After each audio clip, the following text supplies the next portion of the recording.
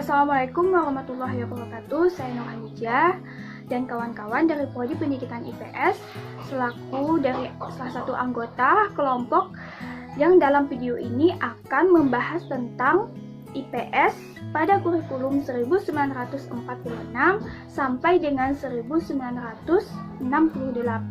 Sebelum mempelajari materi lebih lanjut, kita perlu mengetahui apa sih yang dimaksud dengan kurikulum.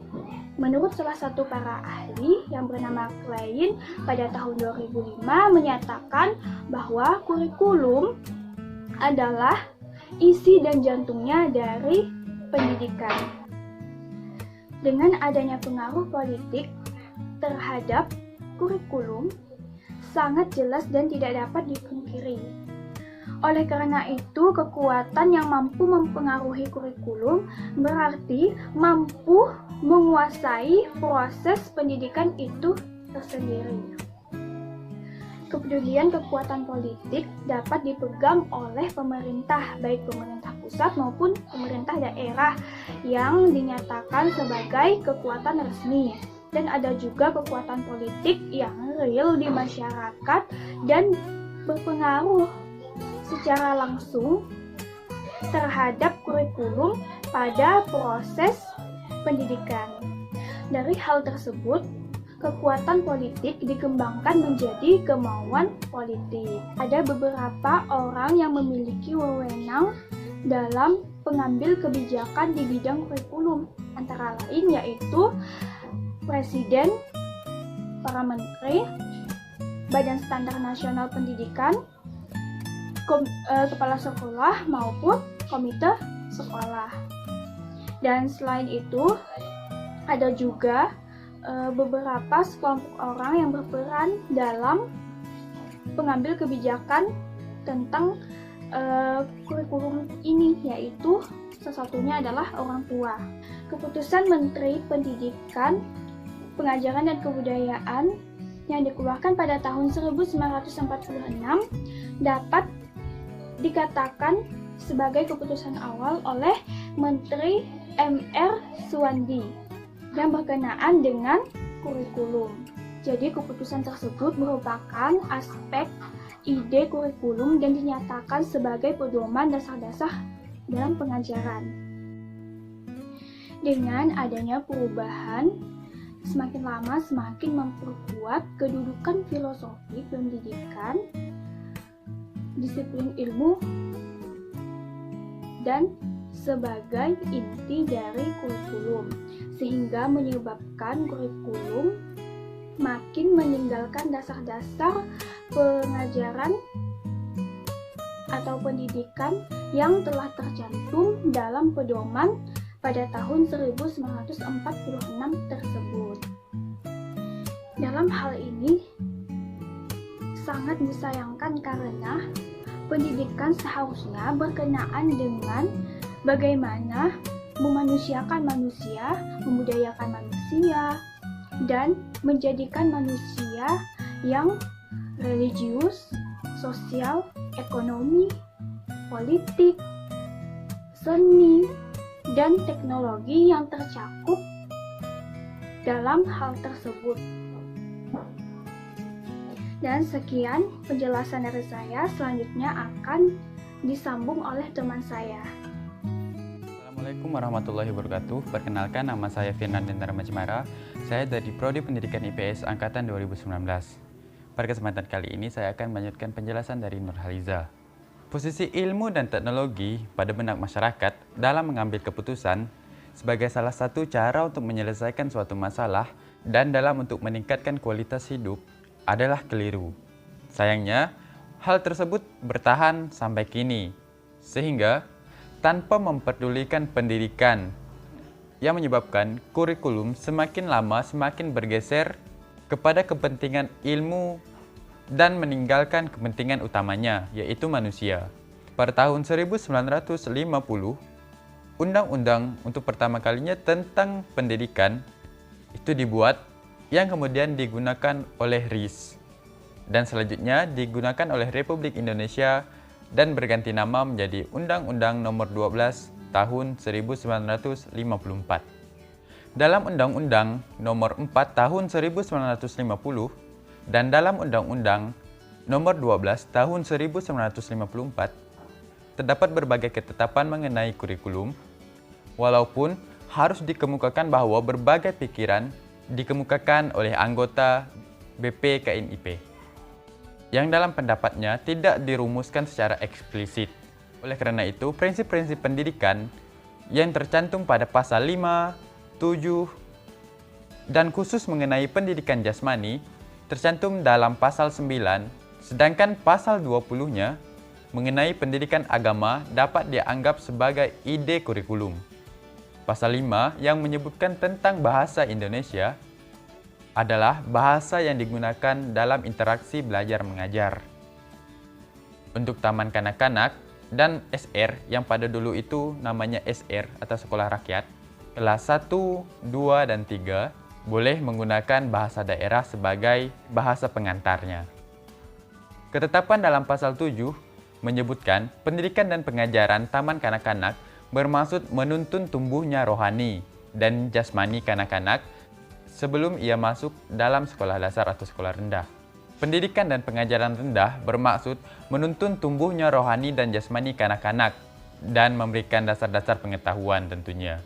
Pendidikan dan pengajaran menengah bermaksud melanjutkan dan meluaskan pendidikan dan pengajaran yang diberikan di sekolah rendah maupun mengembangkan cita-cita hidupnya, serta membimbing kesanggupan dalam berbagai lapangan khususnya sesuai dengan bakat masing-masing kebutuhan dari setiap individu tersebut.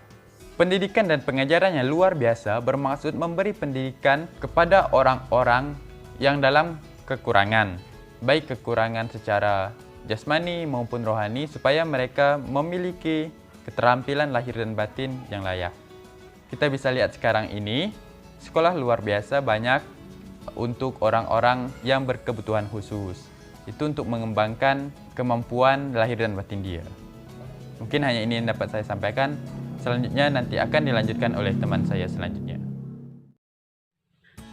Pada pasal 9 secara tegas mencantumkan tentang adanya mata pelajaran pendidikan jasmani. Selain mata pelajaran pendidikan jasmani, ada pula mata pelajaran pendidikan agama yang secara tegas ada di dalam kurikulum yang terdapat dalam pasal 20. Dalam pembuatan undang-undang terjadi beberapa perdebatan mengenai mata pelajaran pendidikan agama karena beberapa anggota BPKNIP menyebutkan yang terpenting untuk diajarkan di dalam kurikulum adalah mata pelajaran bahasa Indonesia, mata pelajaran pendidikan jasmani, dan juga mata pelajaran sejarah. Hingga akhirnya pemerintah diwakili oleh Menteri PPK yaitu S. Mangunsarkoro menyatakan tentang pentingnya mata pelajaran agama, mata pelajaran jasmani, dan juga sejarah yang harus diajarkan pada 17 Oktober 1949. Sementara itu, beberapa orang yaitu Mr. Kasman Singodimedjo dan juga Sugondo secara khusus menyebutkan tentang pentingnya mata pelajaran sejarah sebagai mata pelajaran yang harus diajarkan di sekolah. Mata pelajaran sejarah inilah yang menjadi salah satu cikal bakal adanya mata pelajaran ilmu pengetahuan sosial yang kita kenal saat ini. Rencana pembelajaran yang diberlakukan pada saat itu adalah Rencana Pelajaran tahun 1947 hingga akhirnya diberlakukan Undang-Undang Nomor 4 Tahun 1950. Suasana kemerdekaan yang baru saja dirasakan tampaknya menjadi salah satu faktor mata pelajaran sejarah yang sangat penting untuk diajarkan di sekolah. Selain mata pelajaran sejarah di sekolah dasar, di sekolah menengah pertama dikenal dengan adanya mata pelajaran sejarah Indonesia dan juga mata pelajaran sejarah dunia. Sedangkan di SMA, pelajaran sejarah bertambah dengan mata pelajaran sejarah kebudayaan untuk jurusan sastra dan budaya. Pada masa Orde Lama, berlakunya Manipol Usdek menyebabkan kurikulum harus diubah untuk memasukkan pemikiran-pemikiran yang ada di Manipol Usdek. Ini terdapat di Instruksi Menteri Pendidikan Dasar dan Kebudayaan Nomor 2 Tahun 1961. Nah, dengan instruksi Menteri Pendidikan Dasar dan Kebudayaan pada tahun 1961 tersebut, maka dunia pendidikan Indonesia mengenal mata pelajaran baru yang dinamakan civics untuk membentuk manusia Indonesia baru. Manusia Indonesia yang sesuai dengan ajaran Manipolistek. Mata pelajaran ini kemudian menjadi mata pelajaran wajib di setiap jenjang pendidikan di Indonesia. Kebijakan ini kembali memperlihatkan bahwa kurikulum tidak lepas dari pengaruh politik. Perubahan politik yang mendasar terjadi lagi di Indonesia, yaitu pada tahun 1965. Ajaran Manipol serta ajaran komunis dilarang dan kurikulum sekolah harus bebas dari ajaran tersebut. Untuk itu, maka pemerintah menetapkan bahwa pendidikan Pancasila merupakan pendidikan yang diarahkan untuk menangkal ajaran komunisme. Termasuk dalam pendidikan Pancasila ini adalah pendidikan moral Pancasila atau yang lebih kita kenal dengan PMP. Dalam TAP MPR nomor 4/MPR/1978, pendidikan Pancasila diarahkan untuk menumbuhkan jiwa, semangat, dan nilai-nilai 45 atau 1945.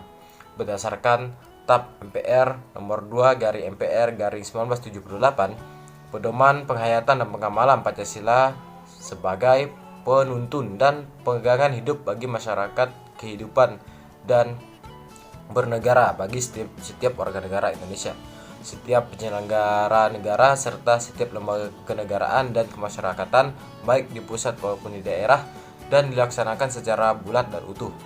Pedoman secara singkat disebut dengan P4 dan dinamakan pula Eka Prasetya dan Pancakarsa. Kemudian ditetapkan sebagai bagian dari pendidikan Pancasila melalui TAP MPR nomor 2/MPR/1983 bersama-sama dengan pendidikan moral Pancasila.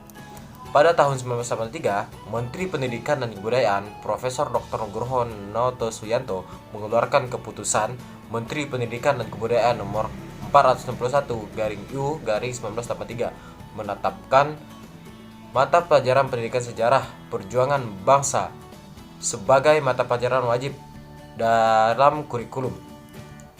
Keputusan Menteri Pendidikan dan Kebudayaan ini kemudian mendapat penguatan dalam TAP MPR nomor 2/MPR/1983 sebagai bagian dari pendidikan Pancasila. Dengan demikian, maka pendidikan Pancasila memiliki komponen pedoman penghayatan dan pengalaman Pancasila atau P4, pendidikan moral Pancasila PMP, dan pendidikan sejarah perjuangan bangsa atau PSPB. Nah, kurikulum memiliki tugas berat karena pada kenyataannya materi kurikulum untuk P4 dan PMP sukar dipisahkan, sedangkan materi untuk PSPB memang banyak berkenaan dengan peristiwa sejarah dalam fungsi pendidikan kewarganegaraan.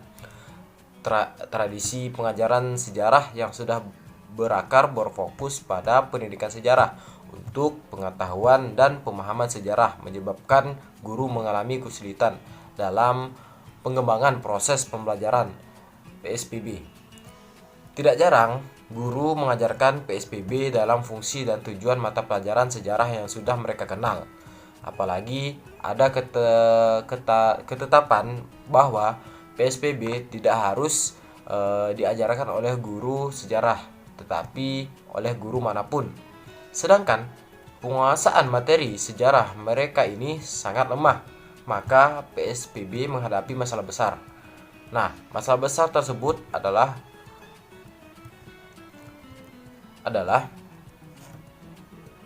guru yang menguasai materi sejarah tidak memahami dan tidak memiliki kemampuan untuk mengembangkan materi itu ke tujuan kewarganegaraan. Sedangkan guru lain tidak menguasai materi dan tidak pula menguasai kemampuan menggunakan materi untuk mencapai tujuan PSPB. Dalam bentuk mata pelajaran, PSBB baru ditetapkan secara resmi di sekolah pada kurikulum 1984. Sebelumnya, dalam kurikulum 1975 yang merupakan kurikulum modern pertama di dalam dunia pendidikan Indonesia karena dikembangkan menurut teori dan prinsip pengembangan kurikulum, PSBB belum ditetapkan menjadi mata pelajaran. 1975 dikembangkan berdasarkan suatu pendekatan baru, yaitu pendekatan integratif. Oleh karena itu, berbagai mata pelajaran yang semulanya berdiri sendiri diorganisasikan sedemikian rupa menjadi mata pelajaran dengan label baru. Biologi, fisika, dan kimia dikembangkan dalam suatu organisasi baru dengan label ilmu pengetahuan alam. Mata pelajaran sejarah, geografi, ekonomi, sosial, dan politik yang semulanya berdiri sendiri diorganisasikan sebagai mata pelajaran ilmu pengetahuan sosial. Kelompok-kelompok mata pelajaran yang dulunya dikenal dengan nama ilmu ukur bidang, ilmu ukur ruang, aljabar, diorganisasikan dalam mata pelajaran matematika. Pendekatan baru yang digunakan dalam pengembangan kurikulum 1975 menerapkan proses pembelajaran model instructional technology. Selain itu, kurikulum 1975 memperkenalkan cara baru dalam menilai hasil belajar peserta didik, yaitu melalui soal-soal yang menggunakan bulir soal objektif. Pendekatan baru yang diperkenalkan dalam proses pembelajaran menempatkan peserta didik sebagai agen yang aktif dalam belajar. Dengan nama cara belajar siswa aktif atau CBSA, maka peserta didik harus aktif mencari, menemukan, dan mengkomunikasikan hasil belajarnya dan bukan hanya menerima semua informasi dari guru. Pendekatan CBSA ini adalah suatu inovasi kurikulum yang sangat menguntungkan. Pendekatan ini tidak saja menggunakan teori belajar konstruktivisme, tetapi memberikan kesempatan kepada peserta didik mengembangkan keterampilan yang dapat digunakan untuk belajar seumur hidup. Dengan kemampuan mencari sumber informasi, menemukan, mengolahnya, dan mengkomunikasikan hasil peserta didik dapat menggunakannya dalam kehidupan sehari-hari setelah yang bersangkutan keluar dari sistem persekolahan. Sayangnya, pendekatan ini dapat dikatakan gagal dalam implementasinya. Sebagian kegagalan tersebut disebabkan kegagalan dalam penerapan CBSA dalam desain konten kurikulum. Kemampuan yang harus dimiliki peserta didik untuk mampu menempatkan dirinya sebagai seseorang yang aktif mencari, menemukan, dan mengkomunikasikan hasil belajarnya tidak dikemas dalam organisasi konten kurikulum yang sesuai. Organisasi konten kurikulum memperdulikan hanya konten substansif, sehingga konten proses yang terdapat pada CBSA tidak diorganisasikan menurut kaedah konten proses.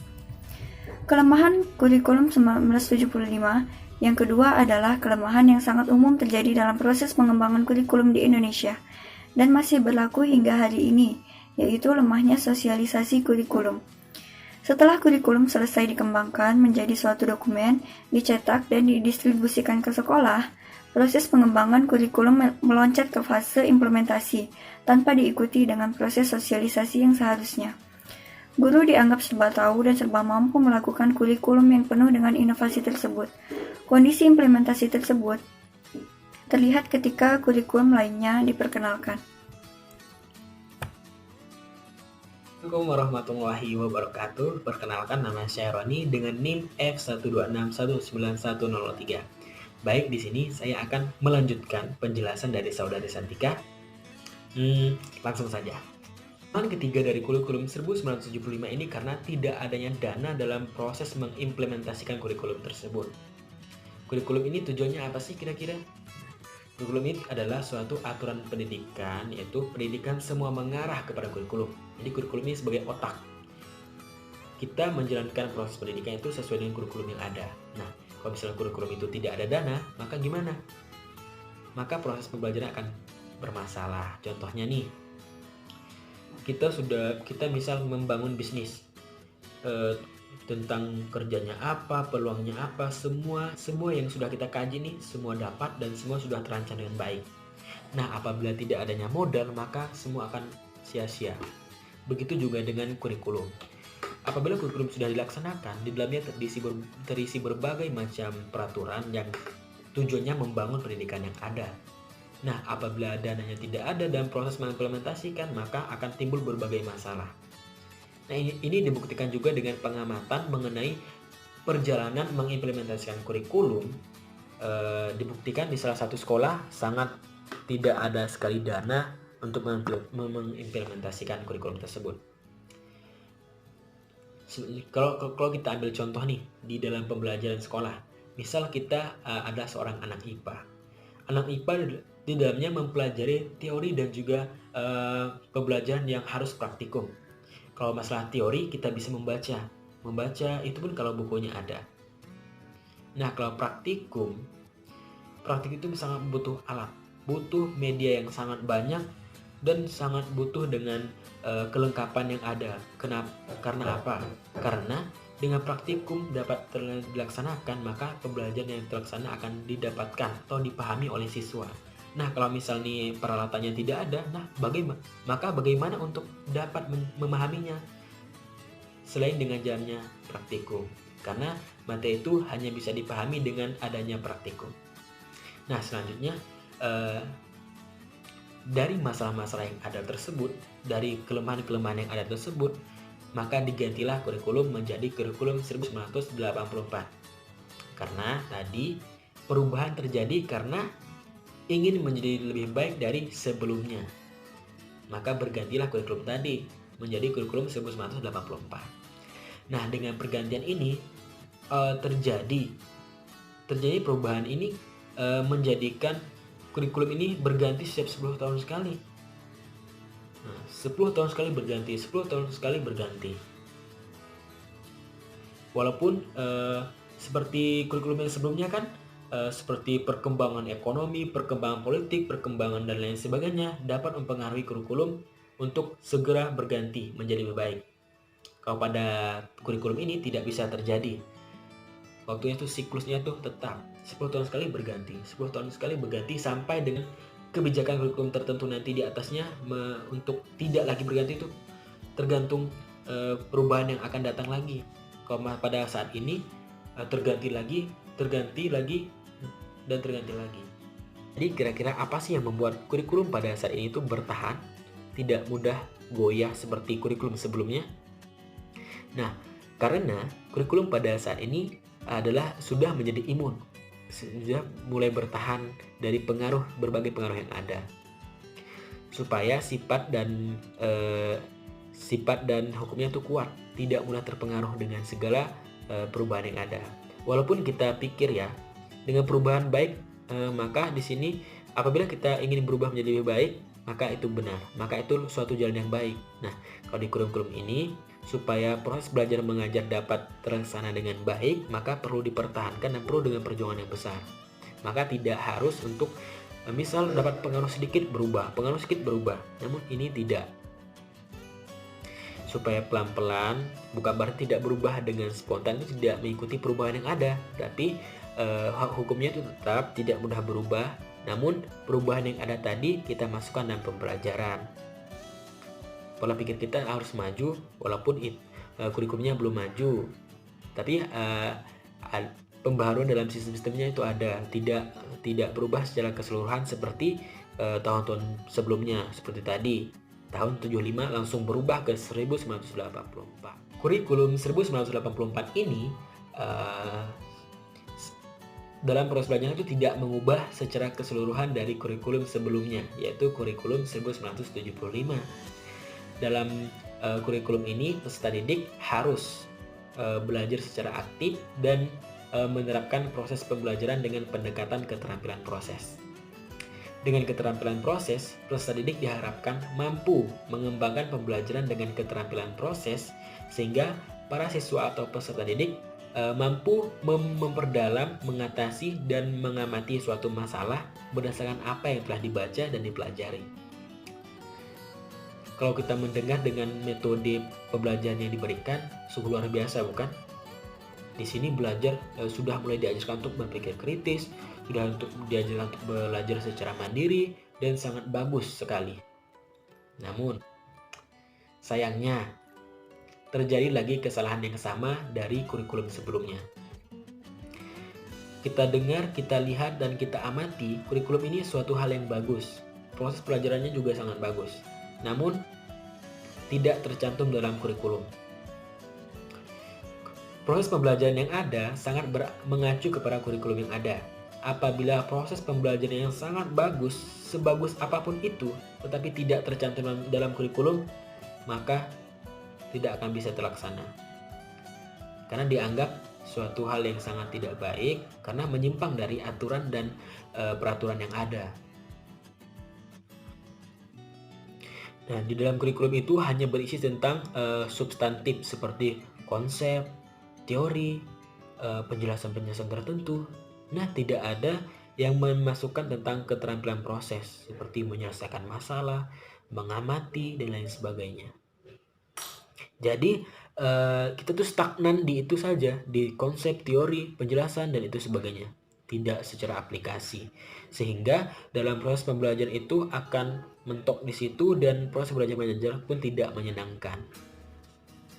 Seperti halnya CBSA yang pada kurikulum sebelumnya, yaitu cara belajar siswa aktif. Nah, di sini memang bagus, suatu wacana yang bagus, suatu aturan yang bagus. Namun diperlukan suatu unsur yang mendorong, unsur yang dapat saling terkait untuk sama-sama membangun. Dengan adanya proses yang bagus, maka diperlukan adanya media, adanya suatu tokoh yang bagus dalam mengaplikasikannya. Nah, kalau misalnya ini wacananya bagus, percuma kalau tidak ada penggeraknya juga hal yang bagus, tidak ada aturan yang mengatur tentang itu, maka tidak akan bisa dilakukan. Inilah kesalahan yang terjadi pada saat itu. Walaupun keterampilannya bagus, walaupun cara dan medianya bagus, tapi tidak tercantum dalam kurikulum, maka tidak akan bisa dilakukan sebelum terjadi pergantian kurikulum. Nah, kalau kita bayangkan dengan konsep yang substantif tadi, adanya konsep, teori, penjelasan, dan sebagainya, kalau misalnya kita satukan dengan keterampilan proses, maka suatu hal yang sangat luar biasa. Di situ kita belajar, di situ kita praktek, dan lain sebagainya. Maka pemahaman yang kita akan dapatkan itu semakin mendalam. Akibatnya pada saat itu para siswa tahu tuh keterampilan proses itu seperti apa. Namun tidak bisa menerapkannya karena tidak adanya aturan yang mengatur tentang itu, tidak adanya kurikulum yang mengatur tentang itu. Jadi isu-isu itu hanya stagnan di situ, tidak bisa pembaruan. Proses belajarnya tuh mimpi-mimpi yang sangat luar biasa, suatu rencana yang sangat luar biasa, tetapi hanya menjadi slogan semata, hanya menjadi slogan, tidak adanya kenyataan yang terjadi. Apa sih sistem yang dilakukan oleh kurikulum 1984? Nah, di sini kurikulum 1984 ini menggunakan organisasi konten yang sama dengan kurikulum 1975. Pada saat SD dan SMP itu sama, namun pada saat SMA itu berbeda. Nah, pada kurikulum 84 ini, pembelajaran dengan pada taraf SMA, sekolah menengah atas, itu sangat berbeda dengan SMP dan SD. Nah, kalau dengan pada tahap SMA, pembelajaran atau mata pelajaran itu sudah menjurus kepada disiplin ilmunya. Seperti contohnya pelajaran IPA sudah menjurus kepada biologi, kimia, dan fisika. Seperti sosial adanya sejarah, geografi, ekonomi, sosiologi, antropologi, politik, dan lain sebagainya. Nah, di SMA kita belajar sudah menjurus ke disiplin ilmunya. Seperti kita belajar sejarah, langsung ke sejarah. Kalau kita SMP kan belajar IPS. Di dalamnya terdapat ilmu sejarah, geografi, ekonomi, dan sosiologi. Kalau di SMA sudah dibagi-bagi. Kalau kita jurusan IPS, kita mendapat geografi, ekonomi, sosiologi, politik, dan lain sebagainya. Nah, ini dikatakan suatu hal yang bagus karena pada saat SMA itu suatu persiapan untuk menuju ke perguruan tinggi. Baik, sekian yang dapat saya sampaikan. Kurang lebihnya kami semua mohon maaf. Wabillahi taufiq wal hidayah. Wassalamualaikum warahmatullahi wabarakatuh.